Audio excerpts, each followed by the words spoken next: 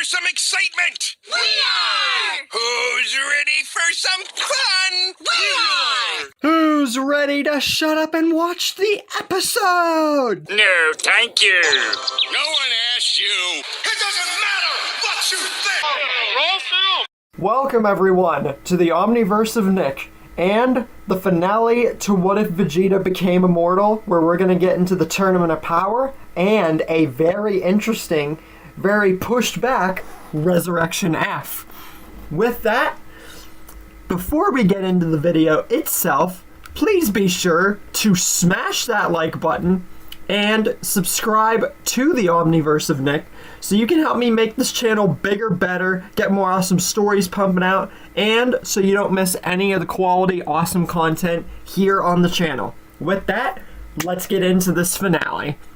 So, we are into the Tournament of Power, and we have our roster, which I touched upon in the last episode's ending. And we're getting into the tournament itself. First fight, or first, changed fight, would be Goku and Hit. Because Goku would have his eyes squarely on Hit, because of differences in the time and how there wasn't the Zeno exhibition and everything. So, I've also touched upon that before. And Goku would beat Hit rather easily after some time. It would be a very good fight, but Goku would beat Hit. Then we get the whole exchange between Lila Bu and Basil, and then Napapa and Basil and Nari Rama not being knocked out because Hit's knocked out, so he stays in the competition at least for a while longer. Goku's then stopped by Ganos going to another opponent, and Nink catches him from behind while he's fighting Ganos. So Goku's fighting both the Universe 4 people, unlike fighting both of them separately. But it only takes a Super Saiyan to knock Nink aside, not out of the ring, and makes Ganos transform. Through both of them fighting Goku together, with Kaioken and Super Saiyan 2, Goku is able to beat both of them rather easily. Because, honestly, going blue was sort of much for him to knock out Nink, but hey, that's beside the point. It's Goku we're talking about. Then Goku and Vegeta single-handedly fight Universe 9 like they did, except Universe 9 wouldn't know anything about him until the tournament, so that's different. But they beat them way easier than they did. Then Vegeta fights the likes of Bota Magetta, and even though their combination was impressive and everything, with Vegeta's immortality and his strength, it's almost the same. And Vegeta's pure strength and malice is able to knock Botama off and just beat the two of them. 18 and Krillin fight Shosa and Majora like they did, which leads into Krillin getting stupidly knocked out by Frost. That was the first major loss of the tournament, and even here that would have to apply, which is still stupid for Krillin's case. Vegeta then actually fights Cabba and meets him for the first time, and it's an actual fight, not a reunion like it was with him and Cabba and Canon. Forces Cabba to Super Saiyan, and Vegeta literally forces Super Saiyan 2 out of Cabba. Goku fights the likes of Caulifla and Kale, which results in Jiren blasting Kale away. That then goes into the Pride Troopers being introduced, and that whole exchange going exactly the same, except stronger Universe 7 people. Vegeta, after seeing Cabba forced into Super Saiyan 2, wishes to spare him until the end, because he wants to be able to see more of what these Universe 6 Saiyans can do, and just because maybe he'll wish him back whenever it's all over. He hasn't decided yet, because this would be his first time really interacting with the Universe 6 people. Universe 2's introduction goes the same, and Vegeta is still thrown off by Ribrianne's love charades, but he is much stronger to be able to take her on whenever it all starts. Piccolo and Gohan then knock out and pretty much erase Rubolt and Albany in Universe 10 like they did, except they're way stronger. Trunks takes out the likes of Koei and Dokori in Roshi's place, and Prem and Hermila are dealt with by Tien and all the others like it was, so Tien gets knocked out. Majikayo is faced by both Dispo and Kanshi instead of Dispo and then Jiren, because Kenshi wasn't knocked out, because Hit's knocked out. So I've also done that before, so little nods here and there. Frost then doesn't know who to target, because there's no Frieza, and there's no Roshi. So Trunks attacks him instead, and abruptly knocks him out. So, yeah. Rather anticlimactic, but hey, it's just how it would go in this sort of sense. Gohan would then fight Jamise, but with this much stronger Gohan in this story, it wouldn't even take that much to knock him out. Goku then fights the likes of Ribrianne, and when Ribrianne goes into her super form against this much stronger base Goku, it only makes Goku go to Super Saiyan 2 Kaioken because of how much stronger and strategic he is because of Vegeta's immortality hitting his head and everything. In a sense, it actually forces Ribrianne into her ultimate stage, which only makes Goku go to Super Saiyan 3 and punch through her head like 18 did. So consider this like a Dragon Fist sort of sense, even though Dragon Fist was never made canon. But then again, this is a what-if story, so we can put Dragon Fist here. It wouldn't kill Ribrianne anyway, because it's just a Mirage-type form.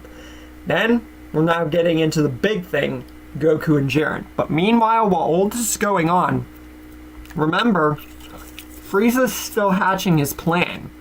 Not only has the wish to resurrect him been made, but he took the two last wishes for himself. He used one to make himself immortal, and the other to resurrect his entire army. But he still has one more wish for the Dragon Balls on Earth, which they know about. But while they're going to go ahead and do that and attack whoever stands in their way, they notice Ginyu's not back because his frog body is still on Earth. So Ginyu wasn't brought back because he's still alive. Frieza, he doesn't know about this, but if he wasn't brought back, that means one of two things. It means either his captain is still alive or he's in another body. He really doesn't know or care. He just really is more interested on much more important things. Going to Earth, taking that last wish is what he has in mind to get Vegeta and training. We've already talked about this, but he found a planet like in the manga with a time chamber and is training 10 years there. Because the immortality from Vegeta really got to Frieza's head just like Piccolo's. So Frieza's really going in depth with this plan. Meanwhile, Vegeta and everyone else is blissfully unaware of what's going on, while Goku is fighting Jiren in his god form. And it's actually a fight. When he goes to blue, Jiren's actually forced to try a little bit more. And when it's blue Kaioken, this makes Jiren exude the same amount of power he did when he blasted Ultra Instinct Omen away for the first time. So, Goku's making Jiren try at least significantly harder than he did. And when Goku goes for the Spirit Bomb, it's much bigger. Because we have 16 there with infinite energy. We have an immortal Piccolo who's literally godlike with his potential unleashed. And Vegeta who's actually giving over his energy and has the power frickin' Super Saiyan Blue evolution and everything like that. So the Spirit Bomb would be so big, so immensely huge, that Goku would have to condense it into a Kamehameha wave, because it would be that big. And Jiren actually takes very big notice of this. When Goku fires it at Super Saiyan Blue Kaioken times 20, the Spirit Bomb Universe 7 Kamehameha, Jiren has to put everything he's got, literally his full power, into blocking this, but it explodes almost on contact. He doesn't have the chance. But he's not knocked out. Whenever the big hole in the arena begins to clear away the smoke, Jiren is clinging on, like in the manga, another manga tie, I know, onto a part of the ring. Goku sees this as a perfect opportunity because Jiren's injured and he's clinging for life. He instant transmissions, powers into blue with all his might, and kicks Jiren square in the face out of the ring. Because this would actually work. The Universe 7 Spirit Bomb Kamehameha was so big, for Goku to condense into a Kamehameha, it would be so big that Jiren would literally have no chance of dodging it like the final Flash. It would literally take everything out of him. After that, God Toppo, or Top, would be the last threat, and it wouldn't even be that big. So Universe 7 would appropriately win the Tournament of Power, and the universes would be wished back. But the story isn't over yet. Frieza is waiting for Universe 7 on Earth. And Vegeta, and everyone else there, mainly Vegeta, is very surprised to see Frieza and seemingly his whole army waiting for them. It doesn't look like anything or anyone was harmed, since there weren't really any fighters to stand up to Frieza. But Frieza wanted to wait on purpose to get his revenge. But Beerus, he sees this as the perfect opportunity to destroy Frieza, and holds out his hand and prepares the Hakai, but when it fires, Frieza's still there, tauntingly smirking at Beerus. And Vegeta, now it's his time to smirk. He should have known that if Frieza came back with whatever remnants of his army that he hadn't destroyed, he would have wished for immortality too. It wasn't enough that Vegeta's immortality bested him in combat.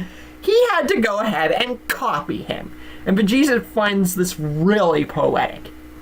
Frieza just laughs at Vegeta's cockiness and says that there's far more to what he has in store for Vegeta than he might think. It's not just Frieza's immortality, but they won't be alive to find out all of it.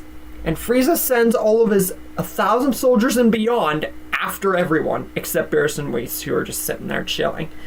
All of the soldiers and Qui, Zarbon, and Dodoria are taken out with little fanfare. Then we get to the Ginyu Force without Ginyu.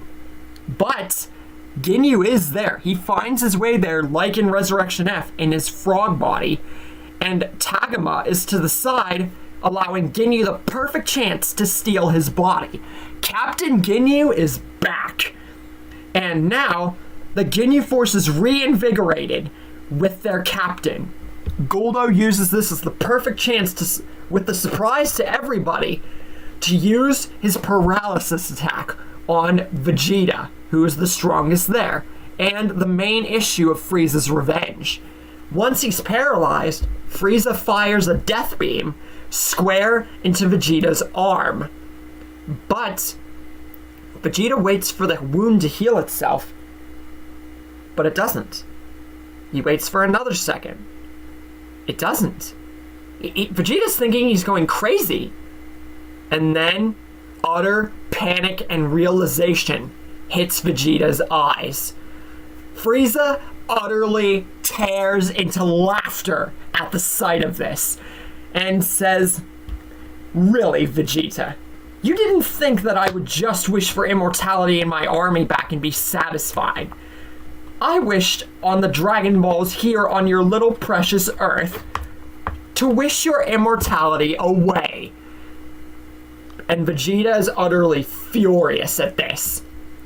And Frieza just finds this now utterly poetic, because Vegeta took away his wish on planet Namek, so Frieza found it poetic that when he got brought back, to take away Vegeta's wish.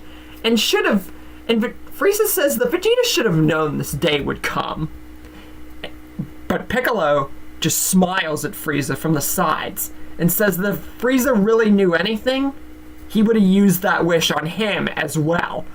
Frieza pays no mind to this, thinking that Namek is just getting ideas above his station, and tells the Ginyu Force to attack and finish Vegeta.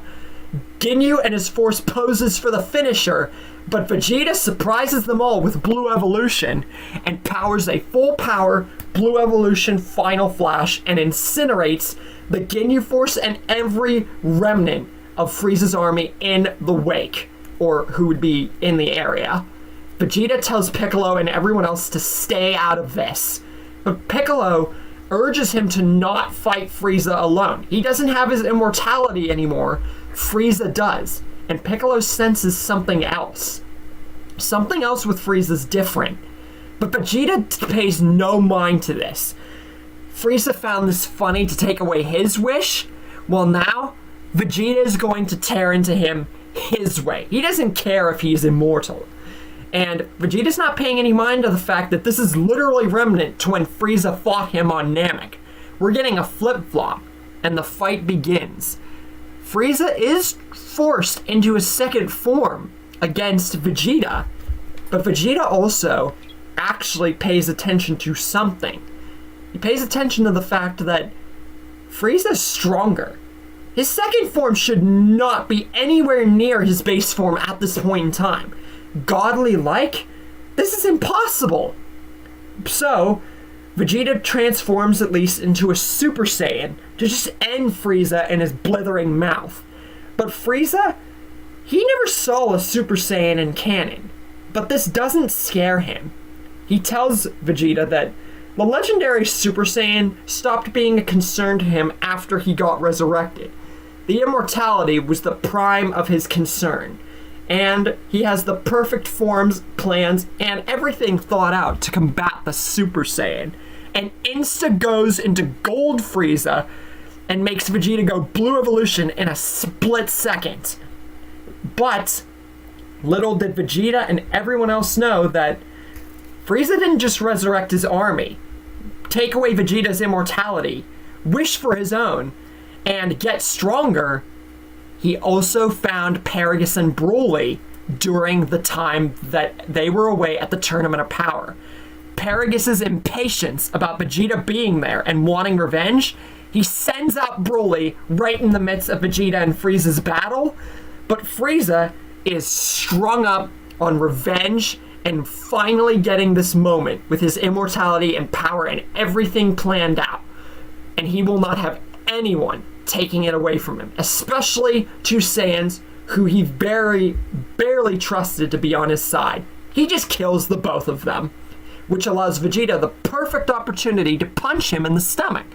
But Frieza, being immortal, barely flinches and blasts Vegeta square contact in the face, which does injure Vegeta, but he still has plenty of power in Blue Evolution to combat Golden Frieza. I say combat, but I say, like, fight. Because once again, Frieza's immortal, and it's a much stronger Golden Frieza than canon. Piccolo says, Vegeta, stop. You can't beat him. But Vegeta says he can, and he will. And he doesn't need an immortal Namek on his side. He's willing to admit that Piccolo is literally on his strength and was right to choose immortality along with him to have something to strive for. But Vegeta with Beerus has a new form now that he's ready to test out on Frieza and show to everyone. The pinnacle of his power, and a form that's just as good and just as deadly as immortality. The might of a destroyer Saiyan, and powers up into Ultra Ego, a form that he had just now perfected earlier than whenever it was in the manga.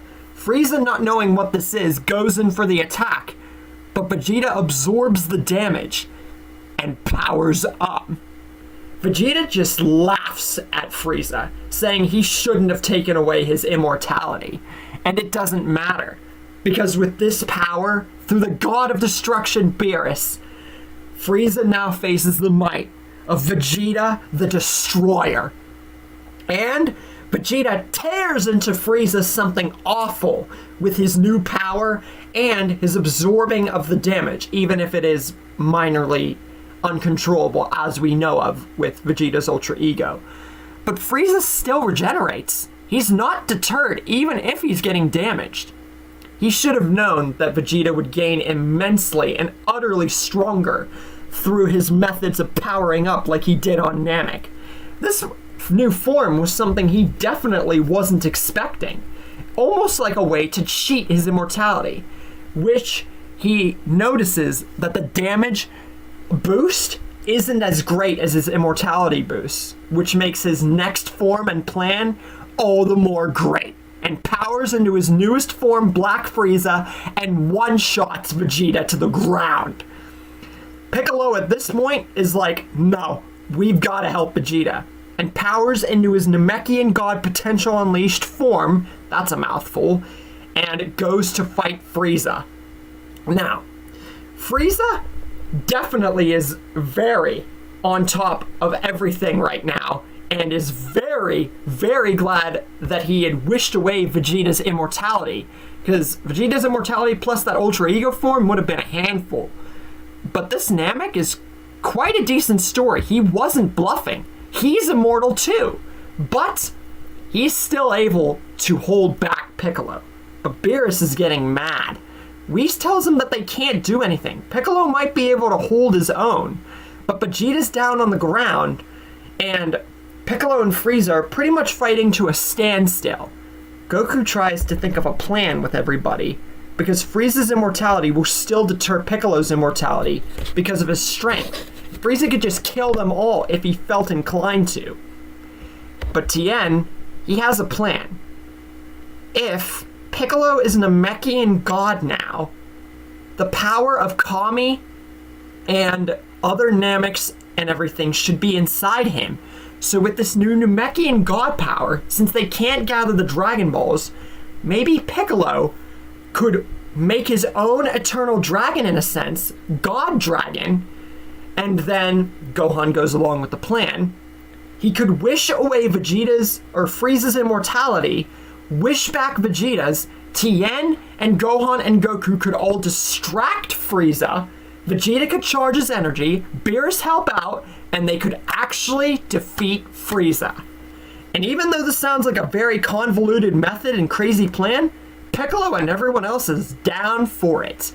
Tien takes the first stages and solar flares Frieza, while Vegeta charges up his strength, waiting for the plan to begin after getting brought back to his feet.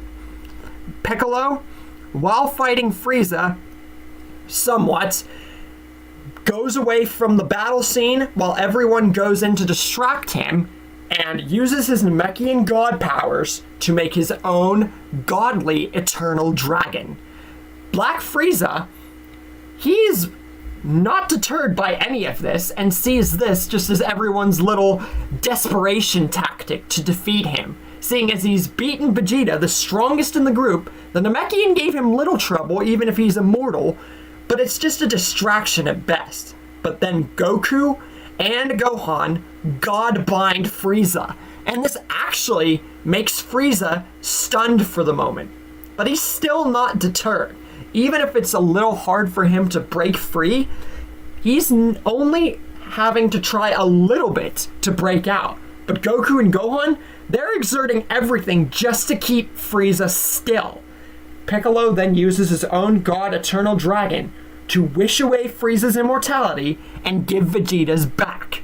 Frieza powers up with only 10% of his black form power and pushes everyone away except Beerus and Piccolo and Vegeta, the three bigs. Oh, and Whis also.